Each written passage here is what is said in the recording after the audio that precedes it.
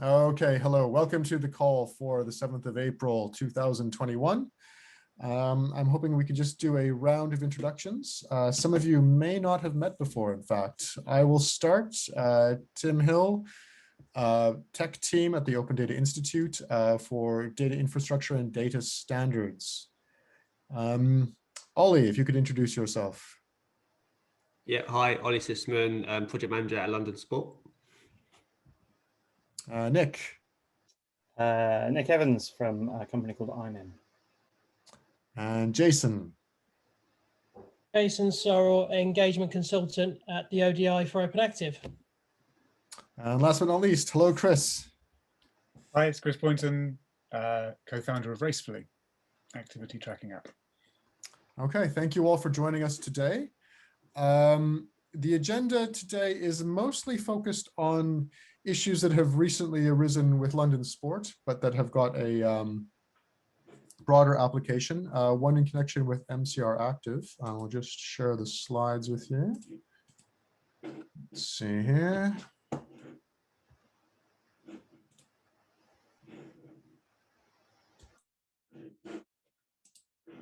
Are you all seeing the slide presentation? Yes. Okay, fantastic. Yeah.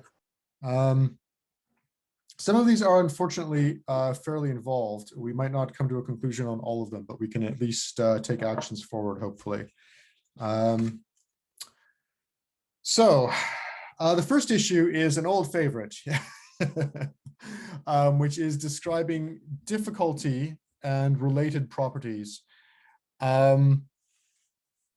The previous proposal moving forward grew extremely long and protracted, and essentially eventually seemed to resolve on the notion that we would have a very small controlled vocabulary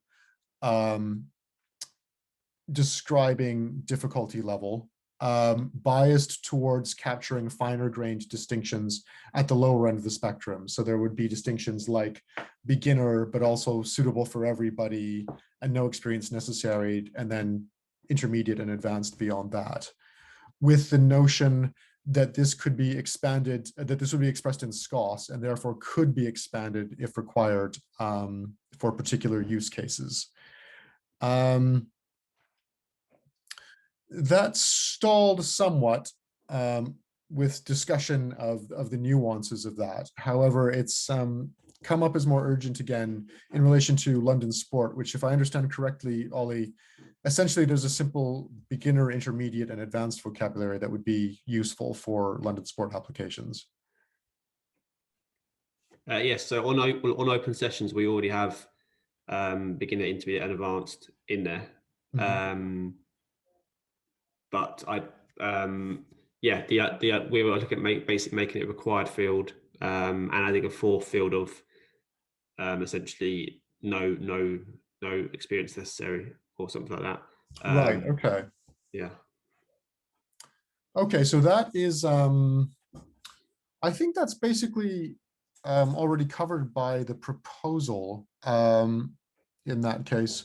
So is the difficulty simply needing more guidance on how to implement that, or is it actually that this is just a done deal and you're pretty happy with the situation? So we have it in open sessions. I think ideally we would like activity finders to include this on their side, and one of the reasons we're looking at making it a required field was in line with the social prescribing work, mm-hmm. and therefore beginner or no experience necessary would make it easier for a link worker to find a relevant session. But if the activity finders aren't using this, and hence why we're looking at making it a required field on our side, and therefore it'd be great, I guess, if it was a required field on the activity finder side to implement, then this information would always be there for link workers going forward. Right. Okay. So it's a guidance question, right? Nick, do you have sight of what this looks like to downstream processors? Is this basically just not catered for at all in existing systems? Yeah. So I guess it's free text right now as an array, and Iman does do a mapping to a standardized list of 3. I think it's beginner, opportunity, beginner, intermediate, advanced, but nothing more than that. Right. So, Okay. but I think just kind of reading up the issue from before, didn't we kind of say that it was about, we said we would set beginners as a specific thing, because there was this whole debate about what the difference between no experience required, beginner, open for all, etc. were.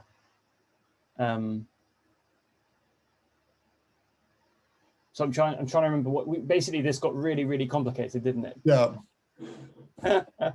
Where was the complexity, and what is our resolution to that complexity, I guess? I mean, this is 2 years ago, this conversation. So I think the complexity was twofold, and the first part more or less got dropped.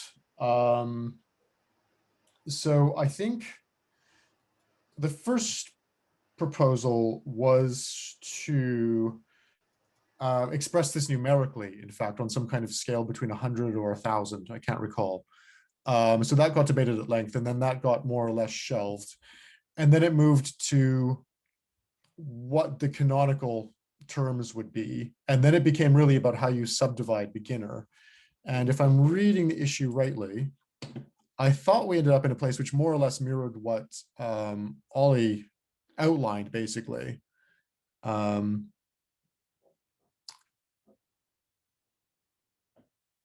Okay, so this was kind of standardized on the string beginner, with the idea that this would be resolved with relation to virtual events. But as far as I know, that resolution didn't happen.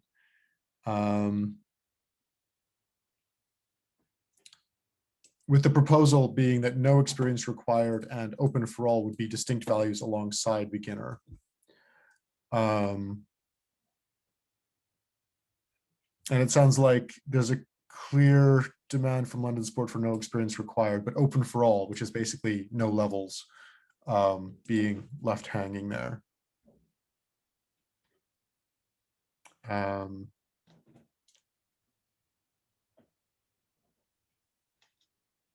suppose the question is, what's the actual use case here? Because I think we kind of got caught up, this proposal kind of got caught up between mapping levels across a number of different types of activities. I think it was the idea that we might have organizations publishing levels and that matched. Yeah, well, I mean, the use case was really searchability, right? So it's, I'm looking for a course that's appropriate for me. And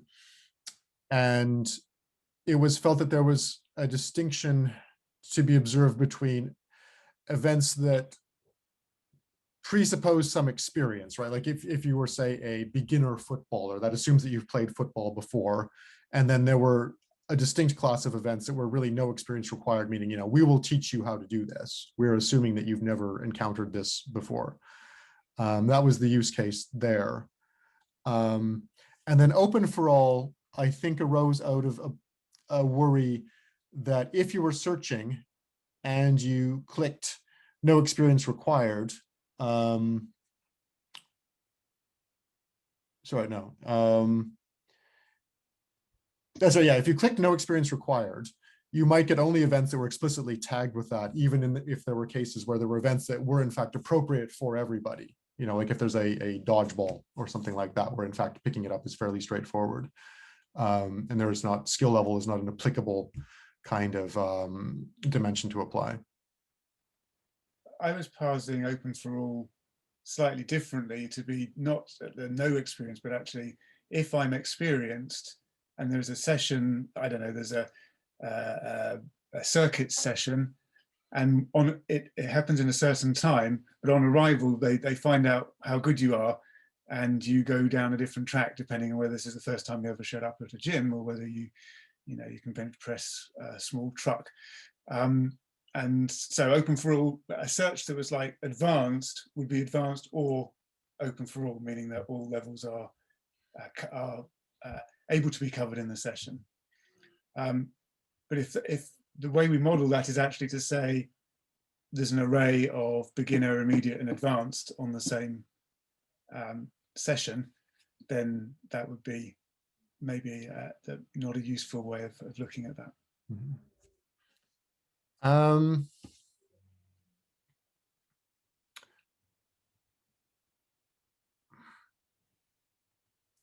It seems like open for all is perhaps the most difficult to define. No experience required, I think, is fairly straightforward. And the difference between that and beginner, I think, is probably easy to articulate. That this is, no experience required is really very entry level. And that, yeah, the social prescribing use case wants to make that distinction because of the very low fitness you expect from somebody who's coming through a GP referral or a link worker referral.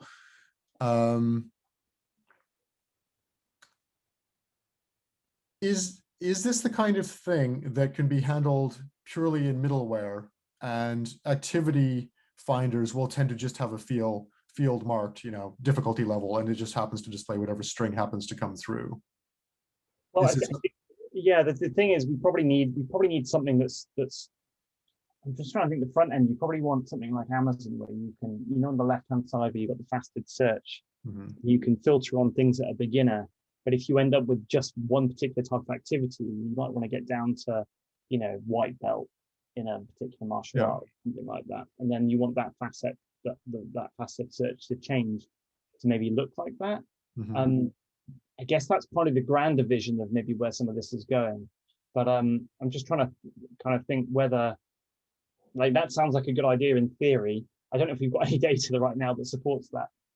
So what is for example, let's say that we were going the martial art route, right? We would need, for example, open sessions to adopt some type of activity-based list of a vocabulary, or we would need to maintain a vocabulary of these levels and link them together. And then we have the question of, does that vocabulary, it's a bit like the activity list, does that live centrally or does that live in different places? So, what does that look like? Does that look like us going through each sport and defining, these are the levels for karate and this is beginner according to the guys that, run, but that becomes a massive exercise at that point.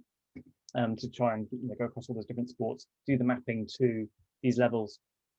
So that's one alternative, which is kind of centralized approach. The decentralized approach is obviously you just give some simple options to everybody and let the individual karate instructors pick, if it's experienced or beginner, and then we don't.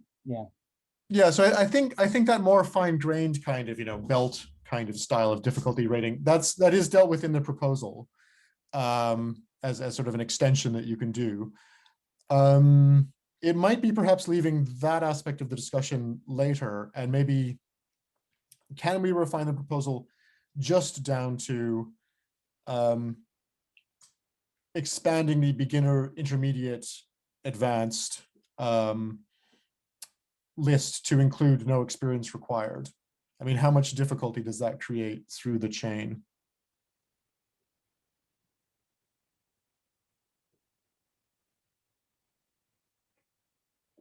Well, I suppose that I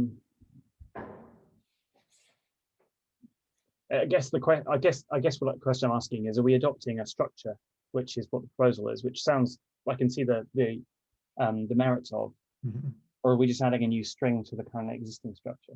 Because a new string doesn't need a permission from anybody; it's a free text field right now. So right, okay. So someone could just publish whatever they want, and then it's up to data consumers to map that into something that would then be used on the front end. Right. Okay. So that was my question. So I mean, is the front end essentially echoing that string? Well, yes and no, because it's mapping. It's mapping so that you can do a search based on level. So you would need that. You would need the data users to also take into account this new string. Right. Okay. So every individual activity finder has got some sort of internal dictionary that they're using. Yeah. Depending on the finder. IMIN does a mapping in the middleware, so those who are using IMIN would just, I guess, get what's already being mapped, beginner, intermediate, advanced.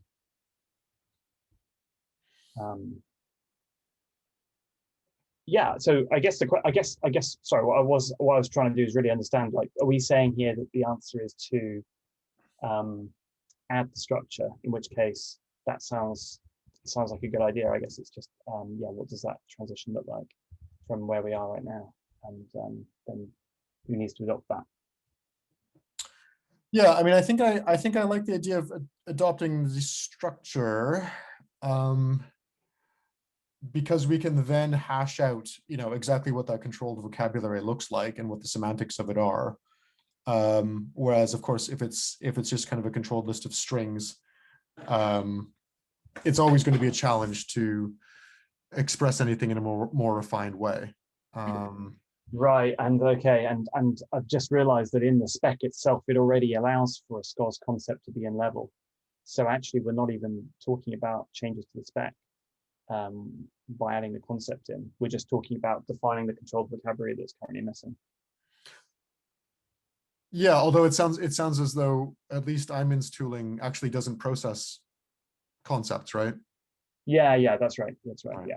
So I mean, all the systems would need to change, obviously, including the publishers. But Right. Okay. so in that case, if it just starts with defining a controlled vocabulary, which we've already got the terms for, and then I don't think the example. Well, the example seems to show that you can include things from other vocabularies alongside. So maybe is that the way to do it rather than mapping it directly between them. Yeah, I mean that is the proposal, that you can, there would be a standard controlled vocabulary list defined by OpenActive, but then other organizations can publish their own lists. Yeah. From my experience in the majority of coaching programs, I can see the three that you've gone for in beginner, intermediate, experienced. Linking to what Ollie said, we just used to have taster sessions, which is kind of no experience required. People understood what taster session means as a wording. And then mixed abilities would be the fifth one. I guess it more so it does what it says on the tin. Right. Okay. So that might be a more lucid label. Yeah. Just keeping it really simple. Taster sessions at the very beginning, your 3 tiers of ability level, and then mixed ability levels. Yeah, so they could be alt labels on the pref label even, by which I mean alternative phrases for the same, which would work. Yeah, it's a good reason to use SCORS. Okay. I'm just trying to think how we move this forward. It sounds like essentially just write out this SCORS structure more or less as documented in this thread. Is not a change to the specification as such. Yeah, I'd actually, yeah. I mean, if you take the pattern of facility types and how that worked, that's probably that could be a route here. So basically, create a new repo for the control vocabulary, migrate this issue over to it, set the control vocabulary up. I mean, it doesn't probably need a full vocab. What's it called? IVOC thing. Yeah. It just needs a JSON structure. Yeah. Right, exactly. And then just sticking it in there probably as a first pass. Okay. That's a sorry. I would say that's just a very clear action, and you're right. Yeah, that's a fairly simple way forward. So I guess I'm not clear on what the actual terms are, because I know that Jason just suggested there was 5 just then. The proposal here's no experience required, beginner, open for all, and experienced. So presumably, and I know Lee further up said that there could be a notional ordering. You could kind of define some type of order label on there as well, so that you know what order to put those in if you've got something on the front end. So maybe we need to include the order label. And I guess So is it those 4 terms, or is there a 5th term? So I guess what falls out is intermediate, which is being used by London Sport. And I think is widely implemented anyway, isn't it, Nick? Yeah, I guess it's interesting. That's probably because of EMD.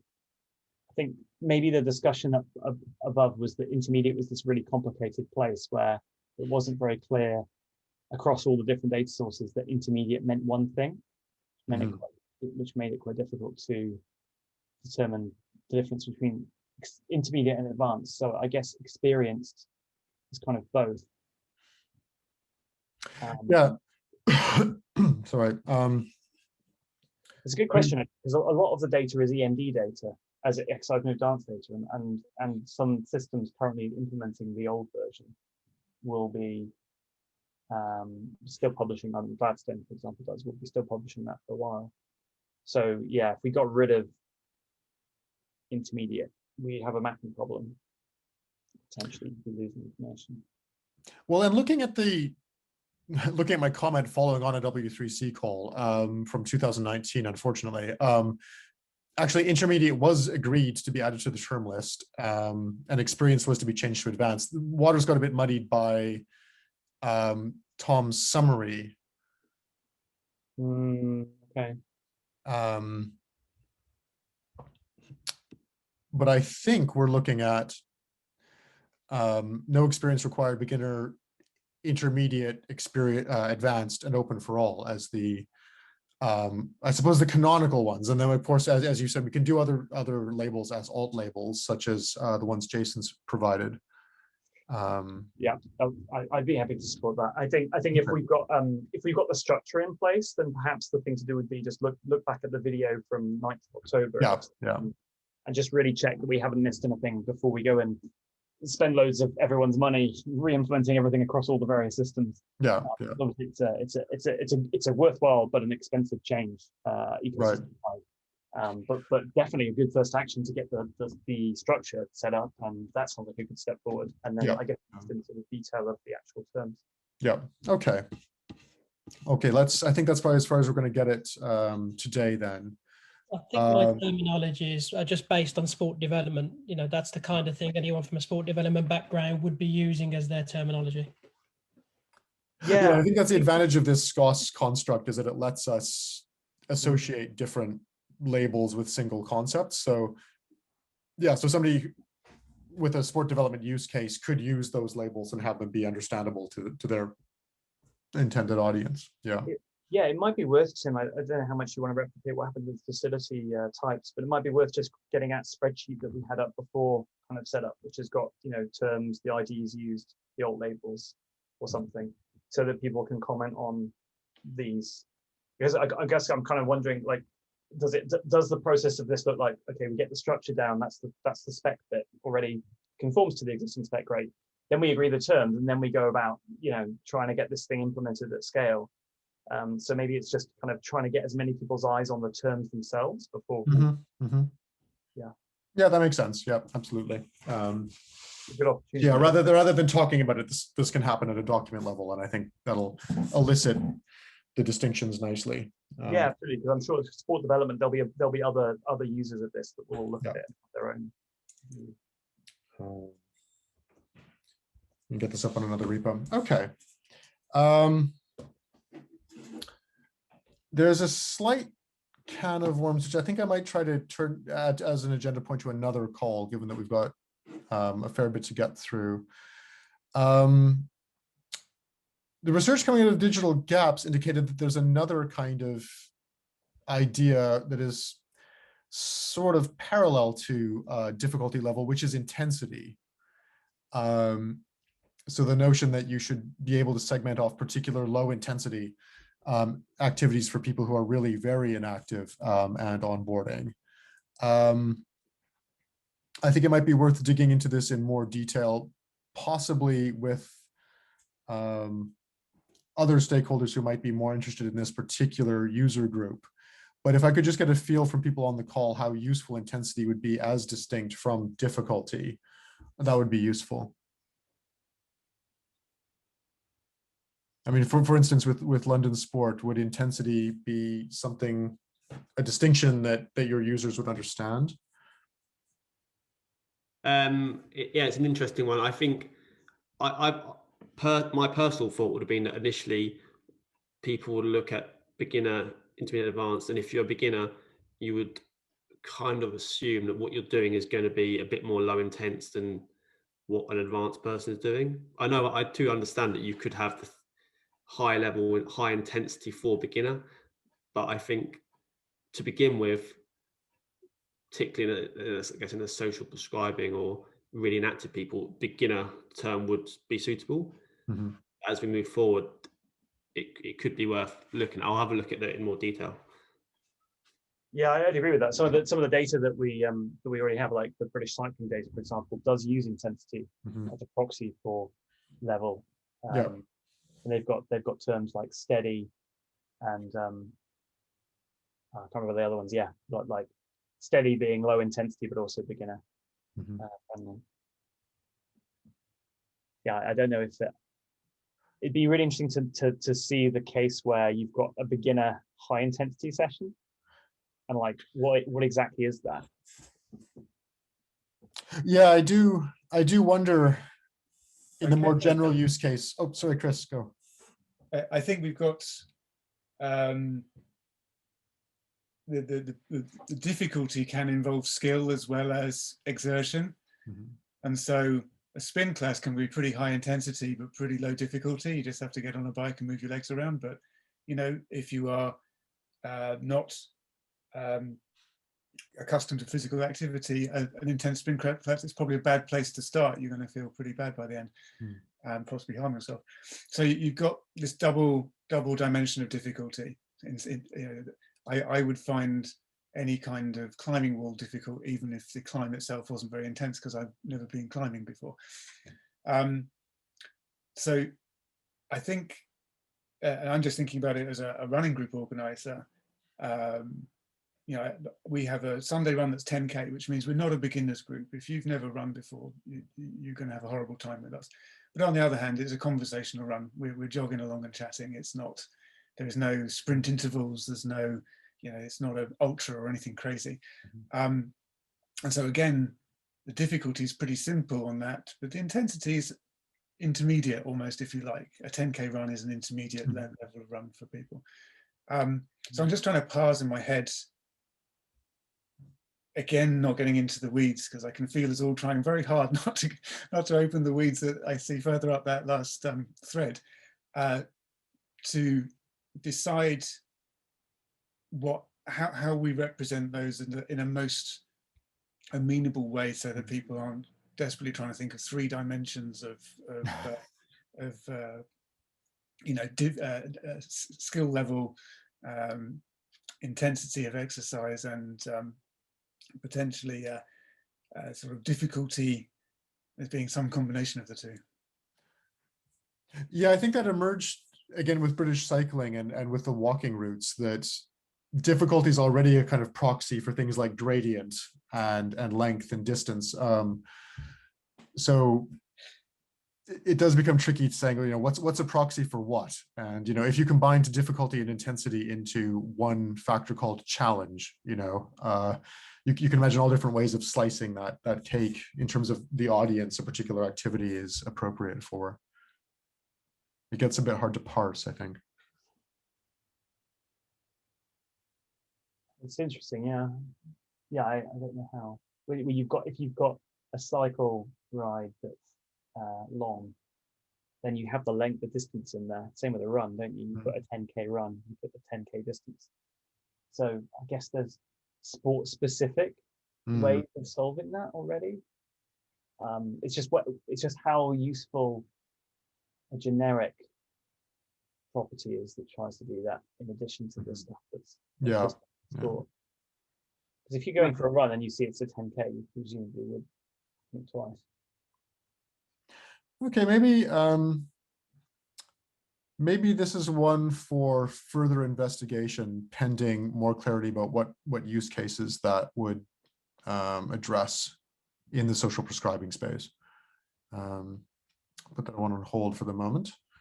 It could go into the data quality guide and be more onto the coach or activity provider to kind of guide them to complete that, because I think if we answer it, we could, like you say, open up a tin of worms.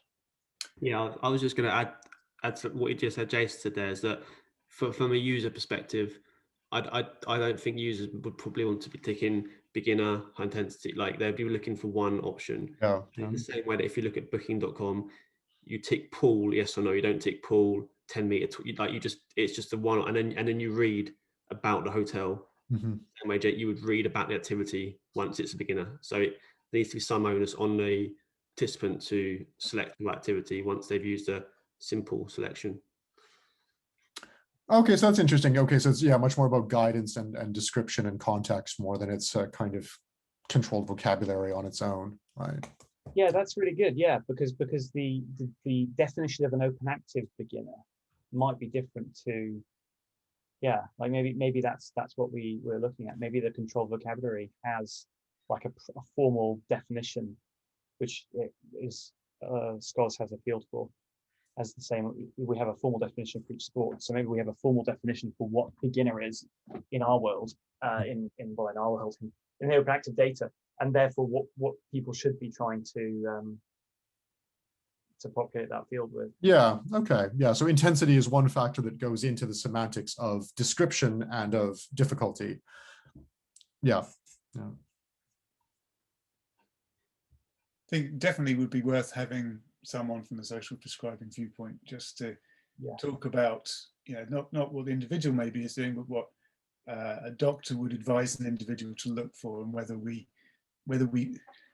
that would be confidence enough, or whether this intensity thing is important, because as I say, a beginner doing a physically hard, physically exertive sport or activity could, you could run into trouble with a beginner at something that's not suitable for them physically.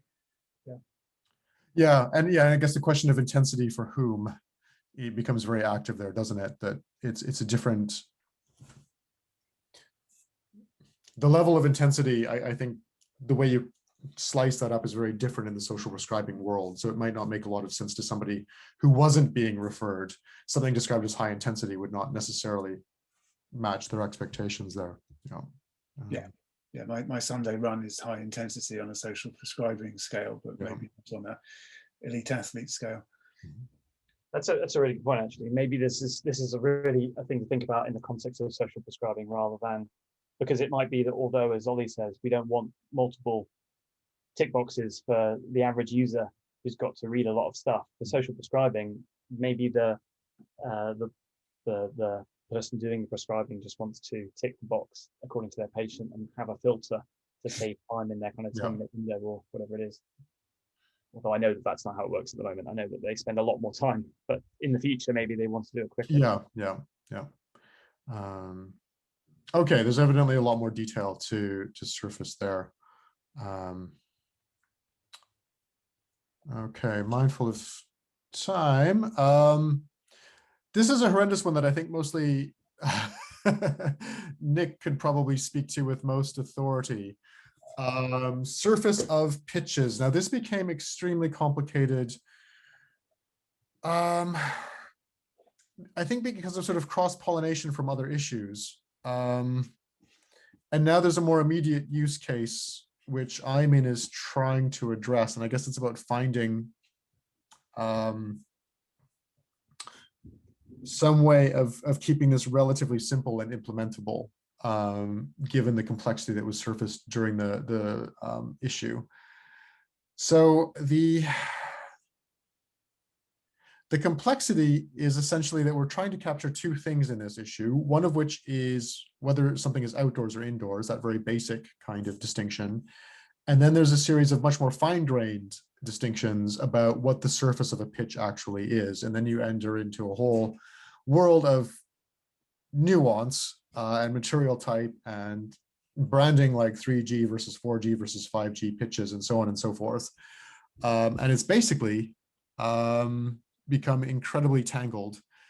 Also, in part because Active Places does have a controlled vocabulary defined for this, but the controlled vocabulary does a lot of things other than describing pitch surfaces. I'm going to wimp out and hand over to Nick here to ask his opinion on where this issue has got to, because it does seem to have grown very, very tangled indeed. Sure.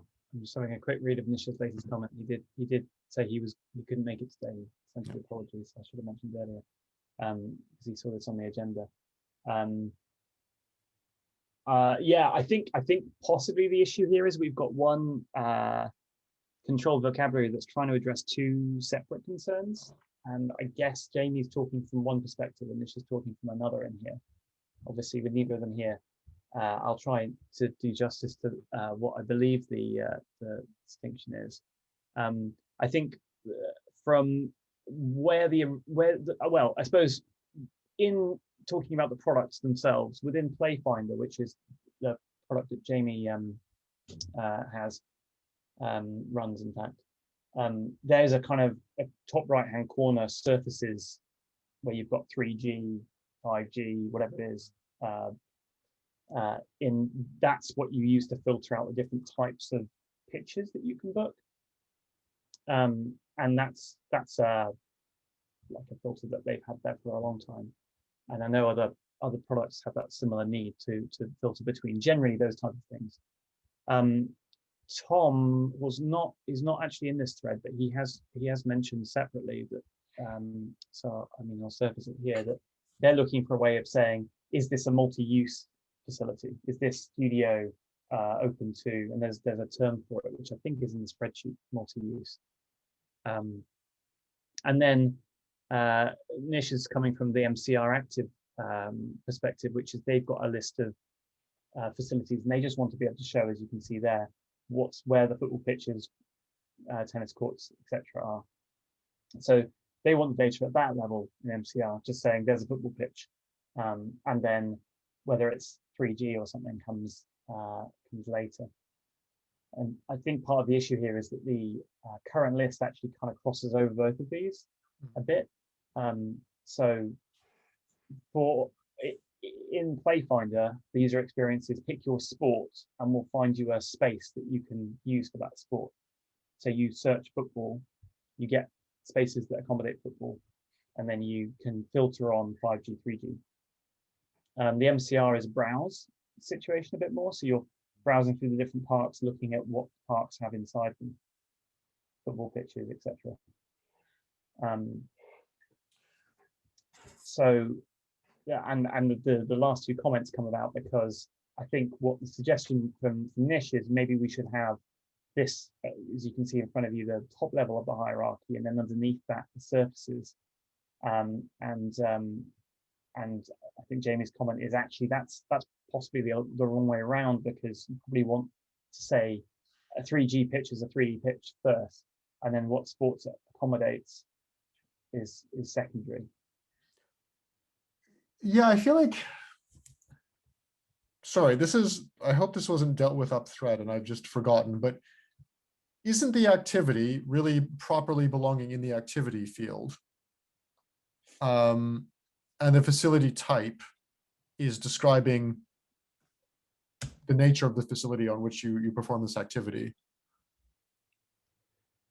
Well, this was, I think, the original assumption when the facility use concept was being created, that this whole, you could basically infer the list that you've got in front of you there on the screen from the activity. I think the problem we've got is that if you look down the list, you'll see that's not quite true. Okay, but that list is coming from active places, right? There's an active places mapping in the spreadsheet. Sorry, the list that the one that you're pointing out there, which is the one that's from MCR. Yeah, you can see the multi-use, track, and I guess maybe bowling green. You can probably bowl in other places. I don't know. They don't all infer what you couldn't just take the sport and go athletics, and a facility use must be a track. That's the challenge. Yeah, but I guess the thing that I don't understand is, where is this living, right? So if the use case is we have a park and there is a football pitch in it, that's actually not something that's modeled in the opportunity specification at all, right? I mean, I guess it's part of location.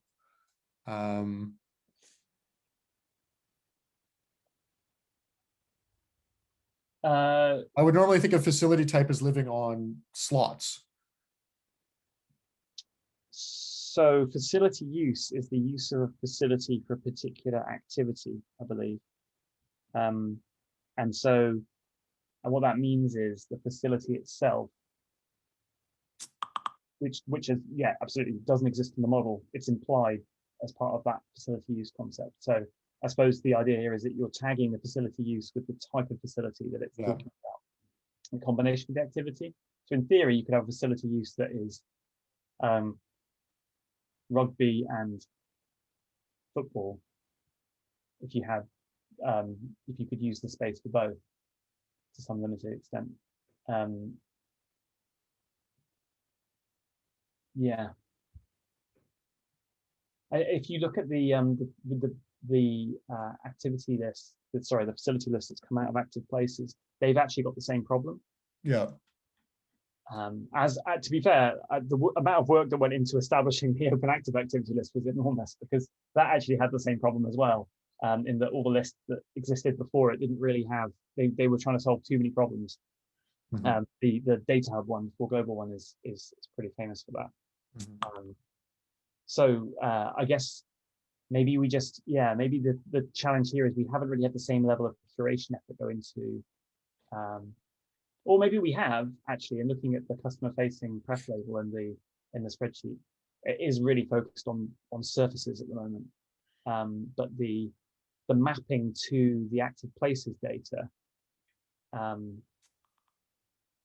does it. So you've got situations like, for example, MUGA, which I guess is a multi-use space, and that's mapped to concrete as a consumer-facing pref label.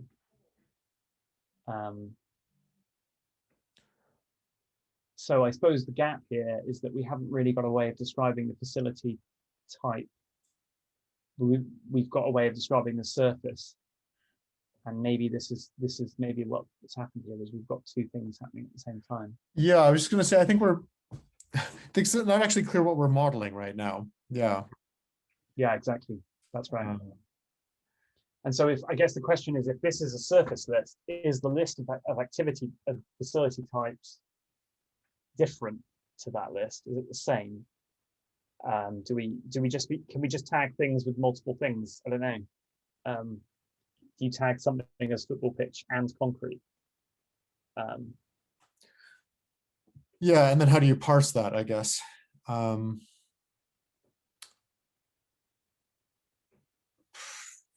Yeah, I just think there's a philosophical problem in here. Yeah, rather than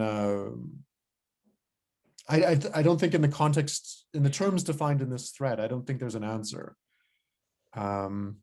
Yeah, and I think the problem really, you get unstuck further into the detail you go, because I think at the high level, sure, we're going to model concrete, glass, tarmac, sports hall.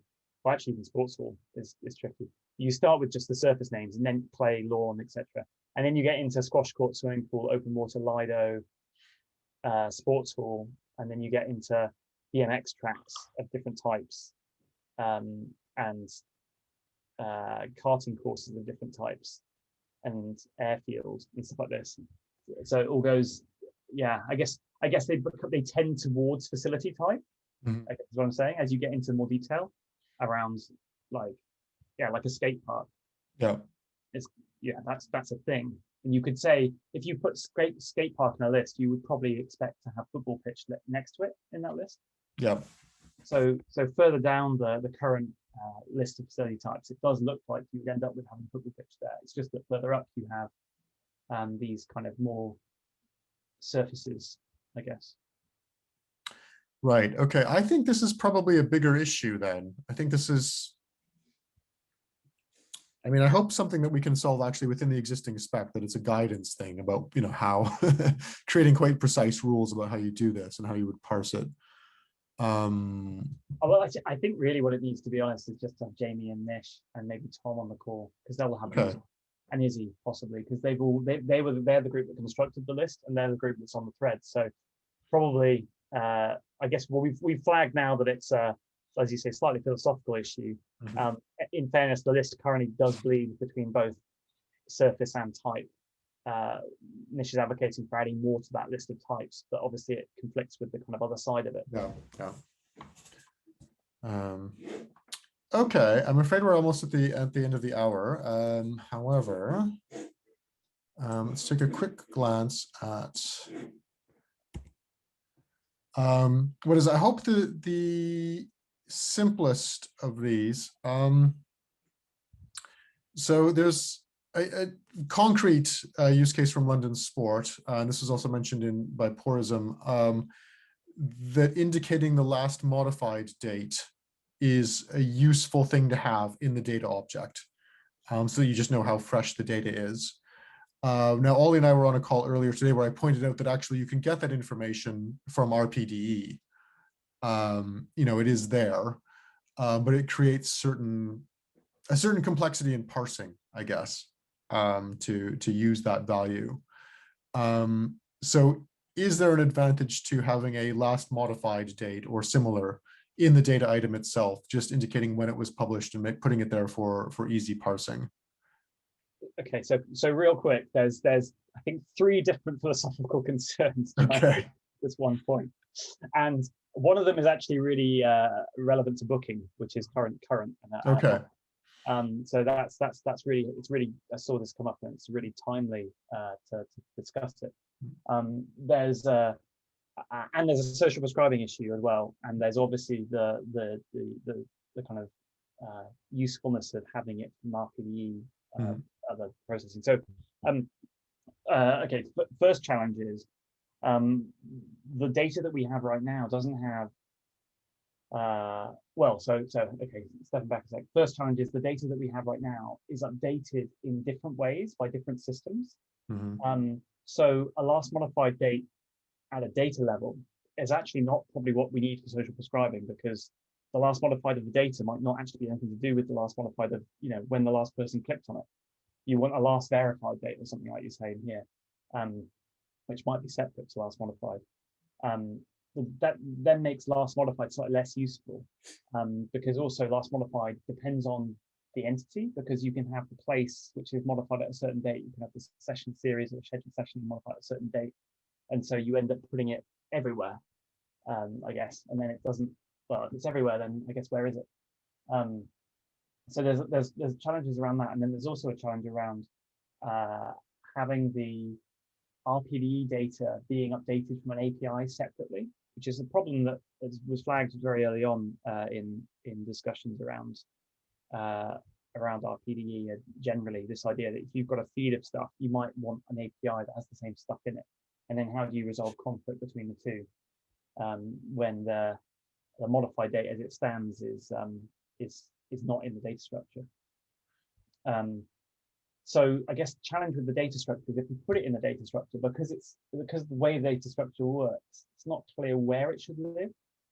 And then I guess if we put it in the data structure as you've laid out here, it possibly doesn't solve the social prescribing case. You probably need last verified. But then but then there's other questions about last verified, because I don't think that's actually a good proxy for social prescribing. For example, where you've got booking systems that are used live, you might not have someone actually changing any data about the session for a long time, but it might be live and available. So just because someone hasn't updated it in a while or hasn't pressed the verified button in a while, doesn't necessarily mean it's inaccurate. There's probably proxies around whether it's bookable might be a good proxy, because if it's bookable, then it's, bookable as in they're taking bookings in their live system, whether it's using open booking is separate. But if it's within their booking system, it's their primary system, it's probably accurate. If they're just verified it in a third-party system that's not their proper primary booking system that they're using, then there's questions there about how do you know that verification is useful. Because just for example, just because they verified it 2 weeks ago, doesn't mean it's accurate if they're ill, for example. Whereas if it's a booking system, they might have verified it a month ago, but they'll definitely cancel it if they're ill because there's live bookings in there. I've got to drop for 3 o'clock, guys. Sorry. Okay. Thank you for joining, Chris. It sounds like this one's going to run as well.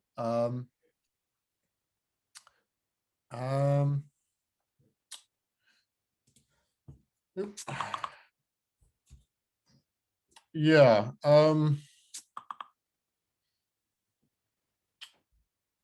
I think in fact last verified is probably not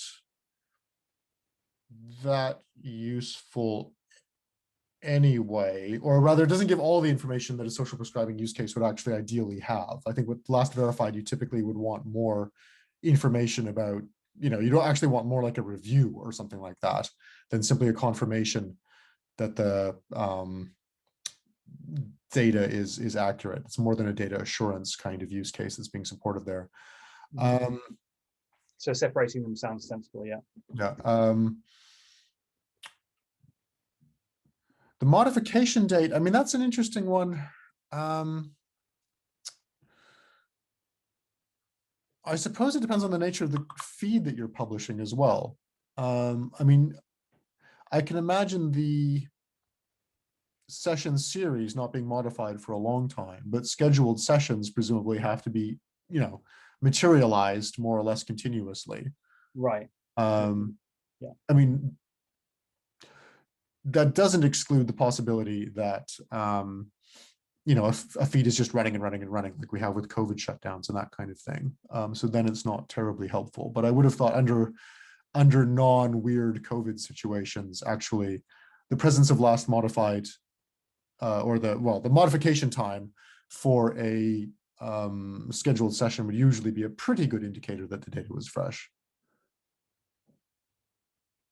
Or a good indicator of how fresh the data was, put it that way. Well, I mean, it could be auto-generated by a system such as Open Sessions that has no relevant relation to when it was last updated. You see what I mean? If it's generated by the system, then it doesn't. Then the materialization could be separate. I've actually got to go as well. Okay. In 3 o'clock. But yeah, I'm super interested in how the main question I have here is, with a structure as we have it, with all the different embedded entities, how do we attach lastModified to it in a way that makes sense?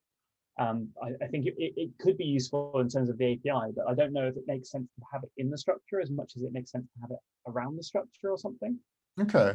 So it's about which part of the record is relevant that applies to, right? Yeah. Yeah, exactly. Like, right. And how do we do? Yeah. It seems like with a JSON LD structure, it's probably a JSON LD question, right? Because JSON LD itself is about lots of inferred semantics between lots of different properties that can be all over the place, and that's what we've got. So I don't think it's not a JSON object, although it looks like one, because it's really a JSON LD kind of set of inferences or something. So how do you put a lastModified date on a JSON LD set of inferences in a way that makes sense when they all theoretically could have different modified dates, and what you actually timestamp them and where you put that timestamp? That'd be my question. Okay, the simplest one turned out to be the most complex. What a fantastic note to end on. We will pick this up again later. Thank you all for joining, and see you in 2 weeks. Okay. Thanks, guys.